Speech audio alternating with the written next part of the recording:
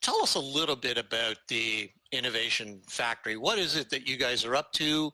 Where are you? And what kind of people are the clients of the Innovation Factory? Sure. So we're, like as you said, Regional Innovation Center. There's 17 of us around the province. Our goal is to work in this region, which is Hamilton area.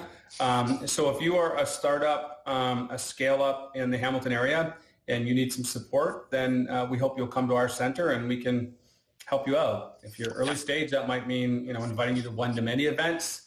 If you're later stage, it might be connecting with an executive in residence. What kind of client base do you have? I know Hamilton is known for the most part as the steel town and a manufacturing center. Now you're in the innovation park, the McMaster University Innovation Park. So what type of clientele do you have? Are they in healthcare? Are they in fintech, clean tech? What's up? Hamilton really is a life sciences town. If you look at the largest employer of people in Hamilton is the life sciences industry, being the hospital, the universities, in fact, the hospitals, because there's a number of hospitals, the university, even the college, Mohawk College, has a pretty advanced digital health area. So it's something that people don't see when they go over the QE bridge. You just see the steel town side of it. What is your connection with McMaster, the university there? So McMaster is one of our partners, and our partners include, a lot of people in the business community and Mohawk College. A lot of innovation comes out of the university, especially on the life science side. That's not like the, basement entrepreneurship we can do with digital. We don't want people developing their molecules in the basement. So certainly a lot of life science innovation comes out of the university.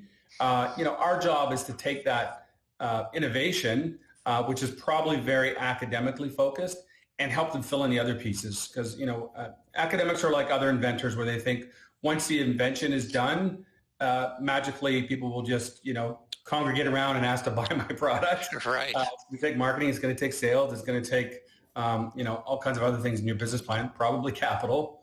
Yes. And that's where we like to fill in the gaps. Let's talk about our incubation system, our accelerator ecosystem. What is the difference? Many people don't know this between an accelerator and an incubator. They sound alike. Yeah, I'm sure someone's going to debate me on this. To me, I've always said an incubator, you give them space, like eggs. You're incubating the eggs and you hatch them and you grow them, and it's probably earlier stage. Mm-hmm. An accelerator, which I would classify us as an accelerator mostly, is really about accelerating the businesses at different stages. And so I've got clients that I've been working with my entire time here, so 7 years, and sometimes they disappear for a year because they've got their head down selling. Then they come back and say, "Got this new problem." I consider that more of a lifetime value proposition, but people will debate the term. With life sciences being a strong component in your client base, is Canada going to get? Are we going to get our hands around becoming innovators in life science? Are we going to be a node of excitement? Because I know, as you and I both know, Canada right now, we sell lumber, we sell minerals, we sell fish. So when are we going to start seeing this sort of dream the government has of us being an innovation center as a country? Well, I think we're starting to see it. So that company I mentioned before, Fusion Pharmaceutical, so that's one of the larger raises in Canada. I think it's at about 145 million now. That to me is a great indicator.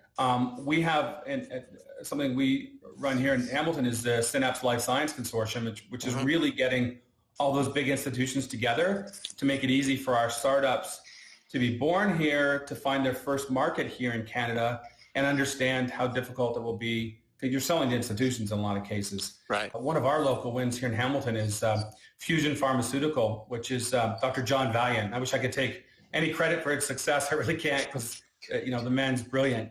But he raised $145 million in Silicon Valley, and the company is staying across the street. To me, that's a bigger win than him raising $200 million and everybody uprooting and going to Silicon Valley. Right. Because what his investors have acknowledged is that he can meet the demand of the staff he's going to need to come up with, and he can grow the company in this environment. that's the testimony that I think the province and the government should be looking for. And I see that you're having an event coming up. Is it in March for the Synapse Life Science get So together? that life science competition, it's great because we have a pitch kind of event, business plan event called Lions Lair that we do, which is big. But the Synapse Life Science competition has been a whole different thing, because what we do is we take a scientist or someone in the research side with an idea, and we pair them with someone in the business side. And one of our biggest successes was a surgeon from London that had some ideas about how laparoscopic surgery could be better. He's not a mechanical engineer by any means.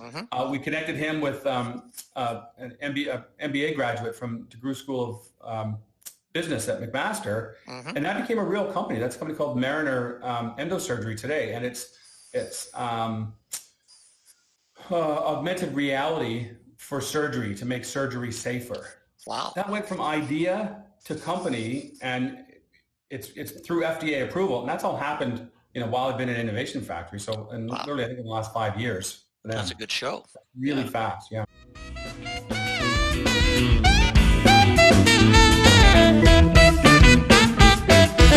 AQ's Blog and Grill.